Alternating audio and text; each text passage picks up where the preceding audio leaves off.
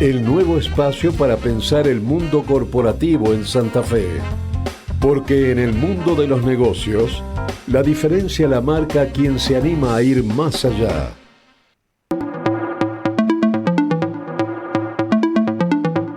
...9:43 de la noche. Es el momento de invitarlos a todos ustedes a pensar en grande. Nos invitamos nosotros también a pensar en grande con la posibilidad que tenemos de escuchar historias, anécdotas, pensamientos de personas como Marielena Biasoni, que es responsable de Biasoni Herramientas. Obviamente, si sos de la ciudad de Esperanza y desde cualquier parte de la República Argentina, inmediatamente asociás esta marca registrada con la fabricación de herramientas. Pero la historia de Marielena es mucho más rica que esto. Estamos hablando de una mujer que a los 22 años, sin ningún tipo de respaldo, va a pedir un crédito al Banco del Interior en aquella época, para poder empezar un negocio que era su sueño. Sí, ella sabía que quería tener un negocio. Sí. Y un sueño... El negocio de ropa, Facu. Claro, exacto.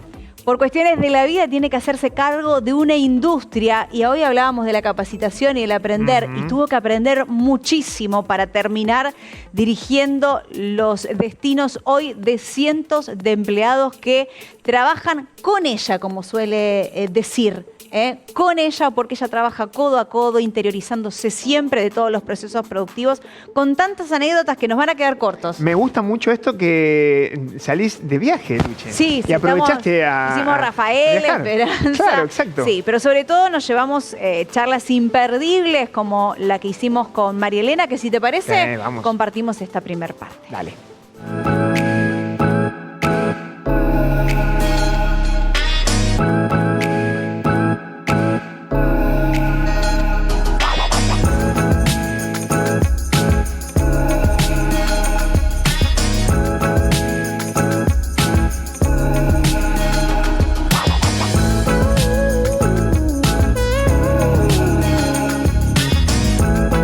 Si de pensar en grande se trata, Marielena Biasoni nos recibió en su casa de la ciudad de Esperanza.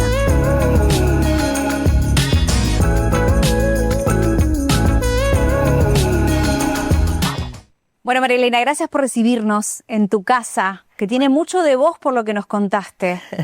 Para mí es un placer de tenerlos a ustedes. De verdad, no... Ya en una época fui bastante mediática, pero ya no más, alguna que otra vez. Bueno, con esto volvés a los medios. Sí, ya hace como un mes aparecí en un programa que hace acá en Esperanza, muy lindo. Sí, bueno, cualquiera que asocie tu nombre a la historia de la región sabe que te caracterizaste por pensar en grande. De eso se trata en este bloque. Lo que te voy a preguntar para arrancar la charla es si te acordás cuándo empezaste a pensar en grande. Mira, yo desde chica fui muy mimada, muy consentida y no tenía límites de compra y nada. Me daban todos los gustos. Y después que me casé, tuve otra realidad. Entonces, mi papá quería cubrirme esa necesidad, pero yo consideraba que era indigno que me tuviera que mantener mi papá. Entonces, un día se me ocurrió, dije...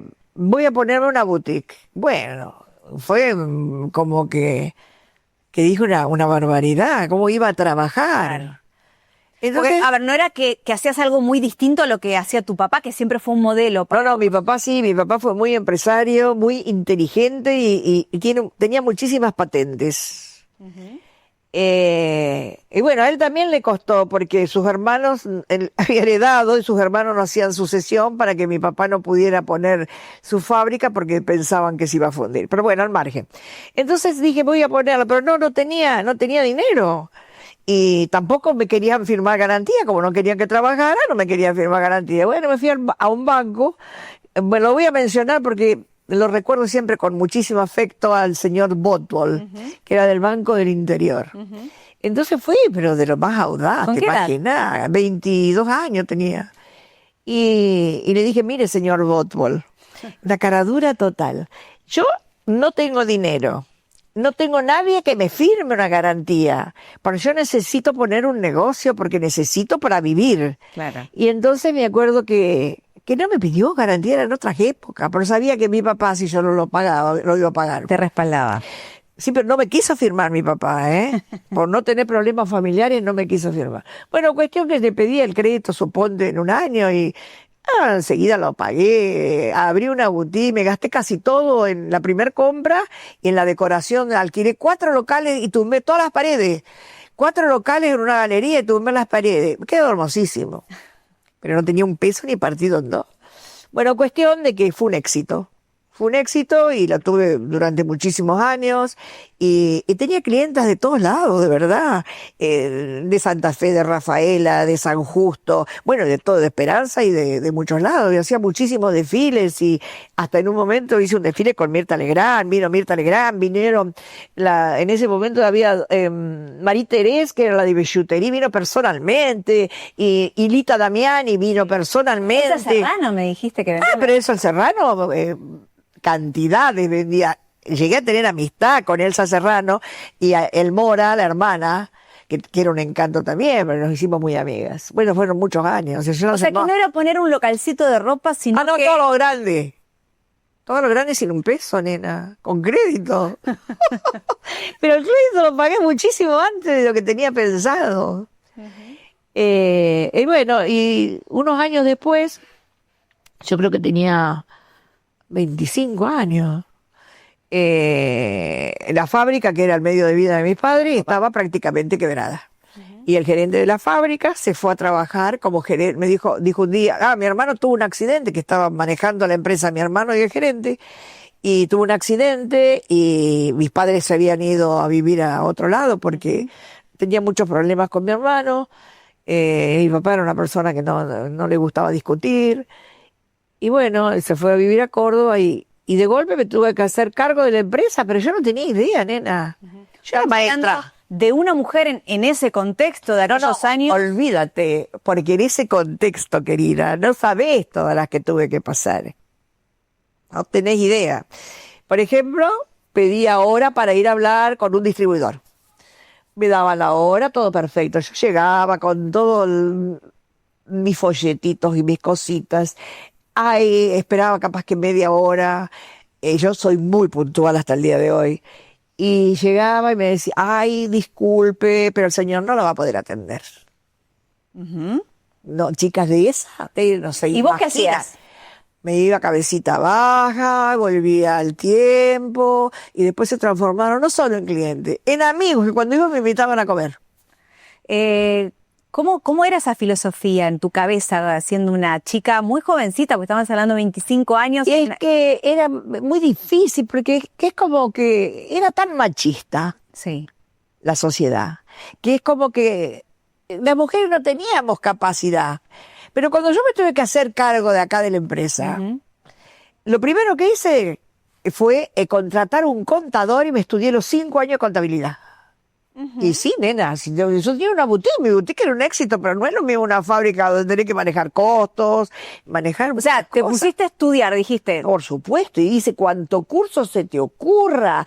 En la facultad cuando había he hecho todos los cursos que hizo la Facultad de Ciencias Económicas, la estatal, los tengo hechos a todos. Comercio exterior, lo hice el primer que se hizo de comercio exterior en Rafaela, que creo que fueron 5 meses, que tenía que viajar y salía a la noche. Primero fui a alto nivel, que era lo único que había, para estudiar administración de empresas.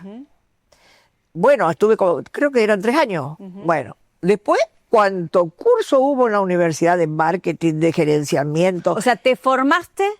Permanente. O sea, no ibas a ser una improvisada en esto que estabas pensando. No, para nada. No. Todas las Expo Management que se hicieron en la Argentina, en todas estuve. Y te abría la cabeza.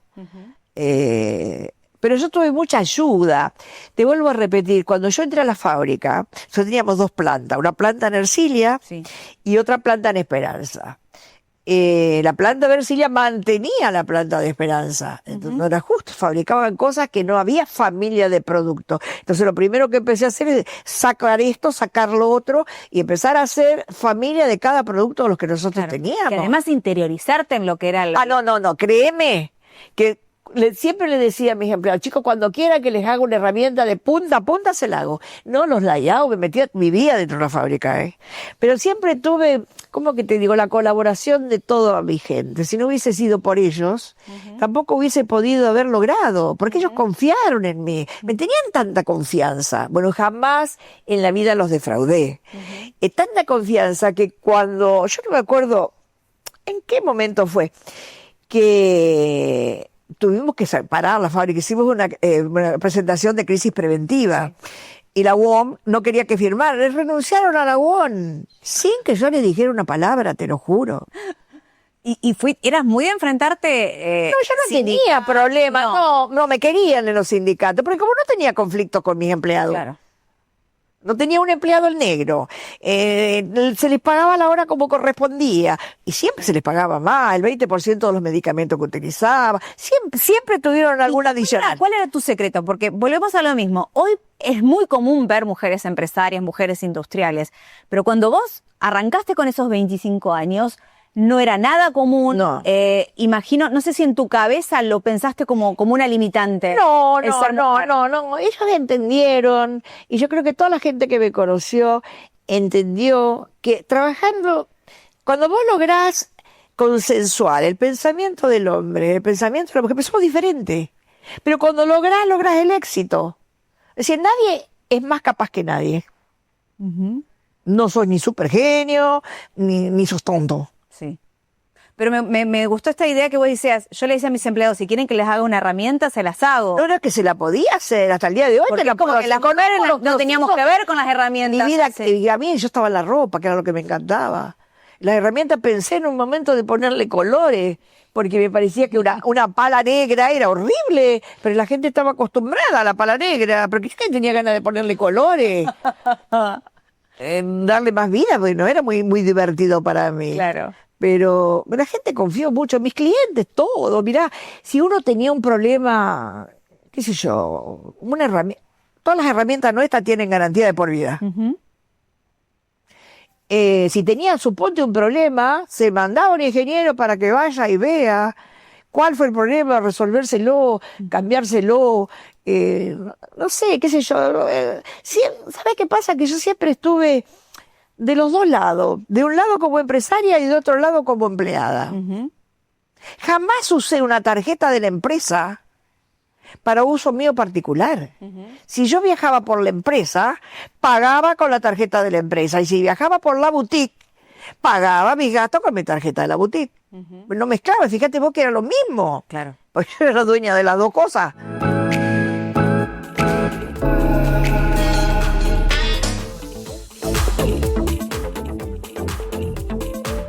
Bueno, súper interesante esta primer parte de la charla con María Elena Biasoni. Muchas anécdotas, muchas historias que cruzaron esta primer parte de la entrevista. A la espera, Facu, de lo que va a ser una segunda parte más de reflexión y más de una cuestión filosófica también, de vivir. Estamos hablando de una mujer con décadas de experiencia trabajando en ámbitos que estaban asociados a los hombres. Sí, antes. nada más y nada menos que la industria pesada, ¿no? De herramientas y fabricación y manufacturas de Sentate con herramientas. la UOM, Facu. Ahí me quedo con un detalle, es no perder el miedo muchas veces. Sí. Y tener muchísima confianza y asumir riesgos, y se nota muchísimo un pulso emprendedor desde el comienzo. Tal cual. Desde el comienzo diciendo, no tengo garantías para pedir un crédito, pero vengo a solicitarlo igual, cara a cara. Tengo esta idea, este proyecto, y confío en él y me va a ir bien.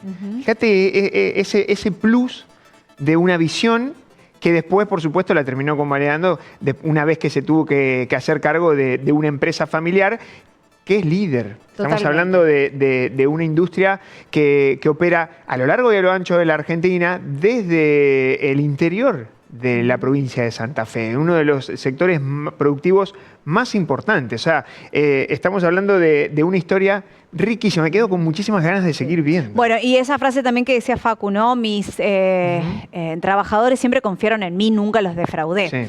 Sí. Si hoy me preguntás, ¿puedo hacerte una herramienta desde cero?